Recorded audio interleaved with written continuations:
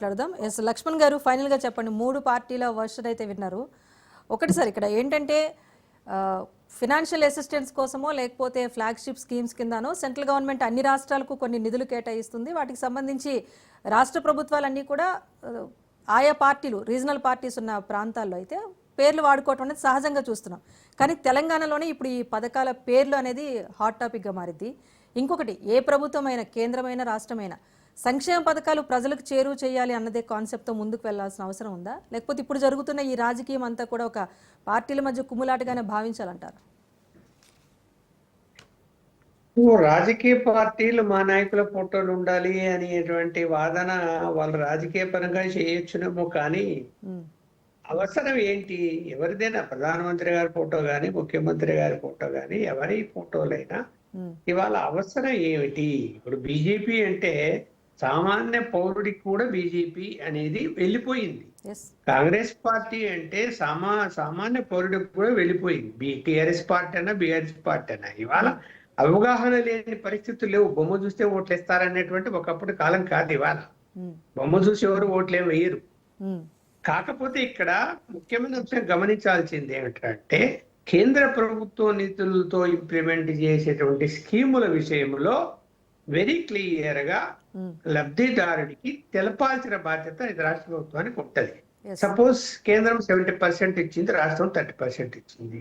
లేదు కేంద్రం 80% ఇచ్చింది, రాష్ట్రం 20% ఇచ్చింది అనేటువంటి అంశాన్ని ఖచ్చితంగా దానికి పబ్లిసిటీ ఇవ్వాలి, లబ్ధిదారునిగా తెలియజేయాలి. లేకపోతే ఏమైపోతుంది, కేంద్రం ఇచ్చే సబ్సిడీ కూడా కలుపుకొని రాష్ట్ర ప్రభుత్వమే మొత్తం ఇస్తున్నట్టు రాష్ట్ర ప్రభుత్వం సంబంధించిన ముఖ్యమంత్రుల ఫోటోలు వేసుకొని పత్రికా ప్రకటనలు ఇచ్చుకుంటూ అంటే అడ్వర్టైజ్మెంట్లు ఇస్తూ వెళ్తే లబ్ధిదారుడికి కేంద్ర సహాయం కూడా ఉంది అనే విషయం ఎలా తెలుస్తుంది? దాన్ని తెలియచెప్పాల్సిన బాధ్యత ఎవరిది? కేంద్రానికి కాదు, రాష్ట్రానికి. కాబట్టి ఇక్కడ ఏమైనా రాష్ట్ర ప్రభుత్వాలు కేంద్రంలో బీజేపీ ఉంటే రాష్ట్రంలో కూడా బీజేపీ ఉంటే అది వేరే అంశం. కానీ రాష్ట్రంలో వేరే పార్టీలు అధికారంలో ఉన్నప్పుడు వాళ్ళకి ఎక్కడ పేరు వస్తుందో ఆ పార్టీ ఎక్కడ ఎదుగుతుందో రాష్ట్రంలో అని చెప్పి ఏం చేస్తున్నారు, వాటిని మరుగున పరిచేసి తమ సొంత వాటి యొక్క ప్రాజెక్టులుగాను సొంత విషయాలుగా అంటే రాష్ట్ర ప్రభుత్వం లబ్ధి చేకూర్చుంది అనేటువంటి అంశాలని ఫోకస్ చేసుకుంటూ వచ్చారు. చాలా నేను పత్రికల్లో అడ్వర్టైజ్మెంట్లు కూడా చూసినప్పుడు కేంద్రం ప్రస్తావన ఉండదు, అందులో కేంద్రం స్కీములు అయినప్పటికీ కూడా అలా అది కరెక్ట్ అయితే కాదు. ఫోటోల గురించి అది పెద్ద ఇప్పుడు రేవంత్ రెడ్డి ఎవరికి తెలియదమ్మా, లేకపోతే కేసీఆర్ గారు ఎవరికి తెలియదు, ప్రధాని మోడీ గారు ఎవరికి తెలియదు. ఇవాళ తెలియని వాళ్ళు ఎవరున్నారు? ఫోటోలు చూసి అరే నరేంద్ర మోడీ గారు బీజేపీ కాబట్టి నేను ఓటేయాలా, లేదు కాంగ్రెస్ పార్టీ సోనియా గాంధీ గారు ఓటేయాలా అని ఫోటో చూసి ఓటేసేటువంటి కాలం పోయింది. ఒకప్పుడు అంటే ఈ కమ్యూనికేషన్ సిస్టమ్ లేదు, ఎడ్యుకేషన్ లేదు, వాళ్ళకి తెలియచెప్పాల్సినటువంటి అవసరం ఉండింది. అప్పుడు పరిస్థితుల్లో ఆ విధంగా నడిచిపోయింది. ఇప్పుడు ఇవాళ అలాంటి అవసరాలు ఏం లేవు. మీరు ఎన్ని ఫోటోలు వేసుకున్నా ఇప్పుడు కేసీఆర్ ప్రభుత్వం గతంలో చూసాము 5 సంవత్సరాలు అనేక స్కీముల విషయంలో కేంద్ర ప్రభుత్వ నిధులు ఉన్నా కూడా వీళ్ళ యొక్క పేర్లు పెట్టుకొని వీళ్ళ ఫోటోలు పెట్టుకొని వాళ్ళు నడిపించారు. ఏమైంది మరి? ఓటమి పాలయ్యారు కదా. అది ప్రజల యొక్క నాడి ఎలా ఉంటుందో అలా నడుస్తుంది తప్ప రాజకీయాల్లో ఫోటోలు పెట్టుకున్నంత మాత్రాన ఏదో జరిగిపోతుంది, ఏదో అయిపోతుందని ఫోటో ఎందుకు పెట్టలేదని బీజేపీ వాళ్ళు అడగాల్సిన అవసరమూ లేదు.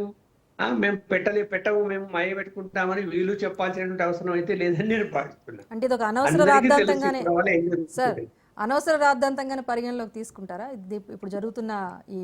అంతే, అనవసర రాద్ధాంతం సిల్లీగా ఉంటుంది కదా అదంతా.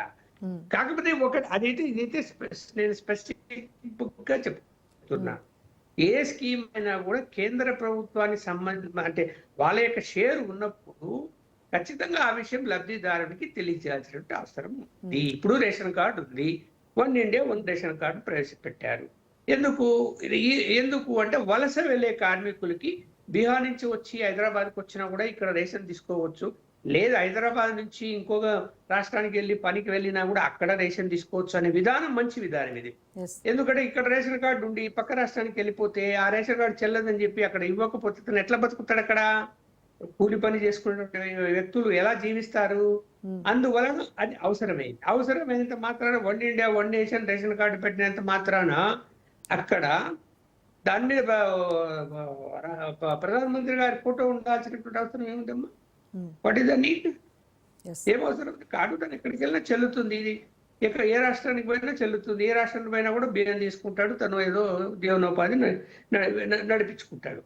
ఇక్కడ రాష్ట్ర ప్రభుత్వ ఫోటోలు దాంట్లో అవసరం లేదు. కేంద్ర ప్రభుత్వాల ఫోటోలు అవసరం లేదు. కాకపోతే ఏంటంటే one India, one ration card అనేటువంటి నినాదం ఏదైతే ఉందో ఈ కార్డు దేశవ్యాప్తంగా చెల్లుతుంది అనేటువంటిది అట్లా భారతదేశం యొక్క సింబల్ వేసినా కూడా, రాష్ట్ర సింబల్ వేసుకున్నా కూడా తప్పు లేదు. సింబల్ వేసుకోవచ్చు తప్ప వ్యక్తుల ఫోటోలు దేనికి? ప్రధానమంత్రి గారు ఇవాళ ఆయన ఉండొచ్చు, రేపు ఇంకొక రావచ్చు. ముఖ్యమంత్రి రేవంత్ రెడ్డి ఉండొచ్చు, రేపు ఇంకొక రావచ్చు. ఈ కార్డు పర్మనెంట్ కదా.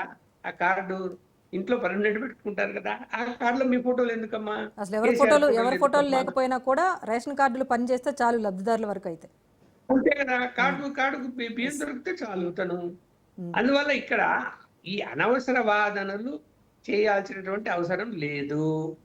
ఈ సిస్టమ్ అన్నది ఫాలో కావాలా? ఆ సిస్టంలో లోపాలు ఉంటే, ఇప్పుడు అన్నారు కార్డులు సరిగా ఇవ్వలేదు పోయింది సరే, నేనైతే గమనించాను. కానీ రేషన్ కార్డు అనేది రెగ్యులర్ ప్రాసెస్ లో ఎవరైనా చనిపోయినా, ఆ కుటుంబంలో విడిపోయినా, కొన్ని రద్దయిపోయాయి, చనిపోతే ఆయన ఎవరు లేనప్పుడు, అలాగే కుటుంబంలో మ్యారేజ్ చేసుకొని ఇంకొక ఇంట్లోకి వెళ్ళిపోయినా, ఇంకొక ఊరికి వెళ్ళిపోయినా, తను అప్లికేషన్ పెట్టుకుంటే ఎంక్వైరీ చేసి ఆ కార్డులు ఇవ్వడం అన్నది ప్రాసెస్ ఎప్పటి నుంచో నడుస్తున్నది. కానీ దాన్ని ఆపిన సందర్భాలు నేనైతే చూడలేదు. గత ప్రభుత్వంలో కూడా ఆపిన సందర్భం నేనైతే చూడలేదు.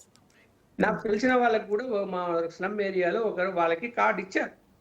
అందువల్ల ఇక్కడ అది రెగ్యులర్ ప్రాసెస్. దాని మీద ఇప్పుడేదో ఈ ప్రభుత్వం, కాంగ్రెస్ ప్రభుత్వం మేము రేషన్ కార్డులు ఇచ్చింది కాబట్టి చరిత్ర సృష్టించిందేనో, లేకపోతే అంతకుముందు ప్రభుత్వం మేము చరిత్ర సృష్టించామనో.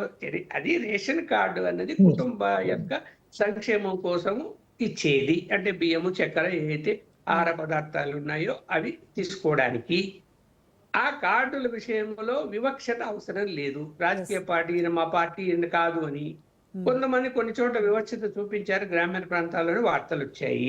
నగరాల్లో అంటే సెలవు అనుకోటి ఎంటబడతారు. గ్రామీణ ప్రాంతాల్లో కొన్ని ఇబ్బందులు వస్తాయి.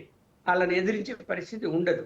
అలాంటి చోట పార్టీలకు అతీతంగా వాళ్ళకు కూడా కార్డులు అందించాలి. అది అక్కడ పొరపాట్లు ఉన్నాయి. అక్కడ ఇవ్వకుండా ఇప్పటికీ ఉన్నాయి. గ్రామీణ ప్రాంతాల్లో ఇప్పటికీ రేషన్ కార్డు రాని వాళ్ళు ఉన్నారు.